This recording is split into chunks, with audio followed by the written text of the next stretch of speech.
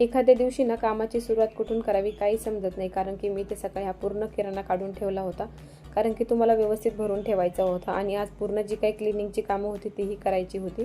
त्या पहिले इथं मस्त एनर्जी ड्रिंक घेतलं आणि मग कामाला सुरुवात केली. लास्टच्या व्लॉगमध्ये तुम्ही पाहिलंच असेल की मी कॅन्टीनमधून किराणा आणला होता, तोही सगळं व्यवस्थित भरून ठेवून दिला.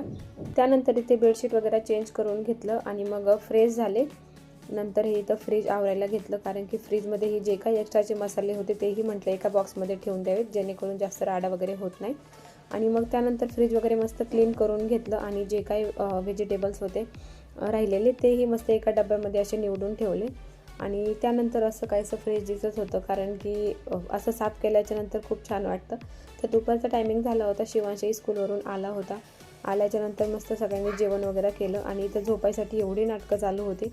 शिवांश झोपला, पण रियांशला काही झोपच येत नव्हती. मग आम्ही स्टडीला बसलो.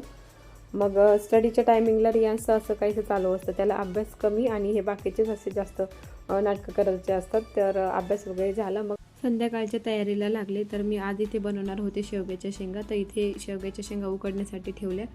तर त्याआधी पहिले इथे कांदा कट करून घेतला, तो तेलामध्ये छान फ्राय करून घेतला आणि मग लसूण खोबरं ठेचून घेतलं, तेही त्याच्यामध्ये ॲड केलं. जिरे मोहरी टाकली आणि थोडंसं लाल तिखट, हळद आणि अंबारी मसाला टाकला. थोडीशी कोथिंबीर टाकली आणि जे काही शेंगा उकडून घेतल्या होत्या तेही त्याच्यामध्ये ॲड करून घेतल्या. जेव्हा शेंगा उकडून घेतल्या होत्या तेव्हाच मी त्याच्यामध्ये मीठ टाकलं होतं.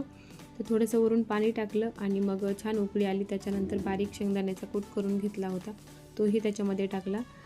त्यानंतर इथे भाजी तयार झाली आहे. मस्त चपाती वगैरे बनवून घेतली आणि असंच संपवला आजचा दिवस. चला बाय.